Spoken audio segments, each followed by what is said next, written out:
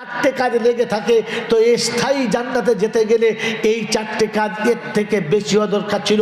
প্রথমে প্রত্যেকটি সন্ধ্যায় বসে ভাবা দরকার ছিল, আজ আছি কালকে নেই, মরলে আমার দিকে তাকাবার কেউ নেই, আমি কি করে জাহান্নামের আগুন থেকে বাঁচবো, আমার সন্তান কি করে জাহান্নামের আগুন থেকে বাঁচবে, আমার জাতি কি করে জাহান্নামের আগুন থেকে বাঁচবে, এর একটা ফিকির করা দরকার ছিল, এর একটা মাসওয়ারা করা দরকার ছিল।